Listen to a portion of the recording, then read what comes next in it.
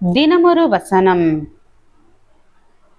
சங்கீதம் 37 வசனம் 6 முதல் 7 வரை. உன் நீதியை வெளிச்சத்தைப் போலவும் உன் நியாயத்தை பட்ட பகலை போலவும் விளங்க பண்ணுவார். கர்த்தரை நோக்கி அமர்ந்து அவருக்கு காத்திரு. காரிய சித்தியுள்ளவன் மேலும் தீவினைகளை செய்கிற மனுஷன் மேலும் எரிச்சலாகாதே. விளக்கம். சில நேரங்களில் சிலர் பொய்யாய் குற்றஞ்சாட்டப்படுவது உண்டு. சொல்லாததை சொன்னதாகவும் செய்யாததை செய்ததாகவும் பழி சுமத்தப்படுவது உண்டு. ஆயினும் அவர்களுக்காக தேவன் எதையும் செய்வதில்லை. அவர்கள் ஐயோ அநீதி ஐயோ அநீதி என்ற கூக்குரல் இட்டாலும் அவர்களுக்கு நீதி கிடைப்பது இல்லை. ஏனென்றால் அவர்கள் வேறு பல விஷயங்களில் குற்றவாளிகளாகவும் தவறானவர்களாகவும் இருப்பார்கள். சிலர் தவறுகள் பல புரிந்தும் நல்லவர்கள் போல சாட்சி பெற்றிருப்பார்கள். குற்றங்கள் பல புரிந்தும் அவைகளை யாருக்கும் தெரியாமல் எளிதாக மறைத்திருப்பார்கள்.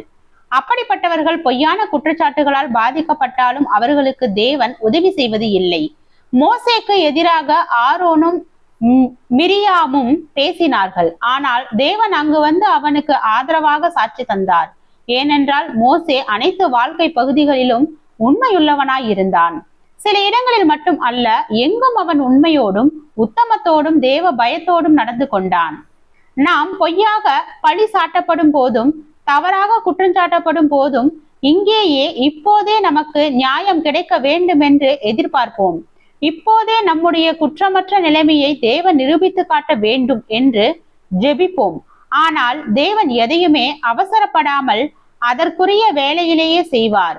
அநீதியையும் ஆகாத குற்றச்சாட்டுகளையும் தவறாக பேசப்படுதலையும் நாம் சில காலம் சகிக்க வேண்டிய தேவை உண்டு. தேவனுடைய நீதி வெளிப்படும் என்ற விசுவாசத்தோடு காத்திருக்க வேண்டிய தேவையும் உண்டு. தேவன் எதையும் உடனுக்குடன் செய்யாமல் உரிய நேரத்தில் செய்வதையே விரும்புகின்றார். கர்த்தருடைய வேலைக்காக நாம் பொறுமையோடு காத்திருக்க வேண்டும். தேவன் ஒரு நாள் நற்சாட்சி பெற்று தருவார் என்ற நம்பிக்கையோடு மனிதர்களின் பொய் சாட்சிகளால் வருகின்ற எரிச்சல்களை சகிக்கவும் பழக வேண்டும். அப்பொழுது அவர் நம்முடைய நீதியை வெளிச்சத்தை போலவும் நம்முடைய நியாயத்தை பட்ட பகலை போலவும் விளங்க பண்ணுவார். யோசேப்பின் உண்மையையும் குற்றமற்ற வாழ்க்கையையும் அறிந்திருந்த தேவன் அவன் அநியாயமாய் குற்றஞ்சாட்டப்பட்ட போது உடனடியாக வந்து அவனுடைய குற்றமற்ற வாழ்க்கைக்கு சாட்சி தரவில்லை. ஆனால் உரிய வேளையில் அவன் நீதிமான் என்பதை உலகம் அறியும்படியாக செய்திட அவர் மறக்கவில்லை. ஜெபம். தேவனுக்கு ஸ்தோத்திரம். தேவனே, நாங்கள் எங்களுடைய வாழ்க்கையில் குற்றமற்ற நீதிமானாக வாழ கிருபை பாராட்டும். ஆமீன்.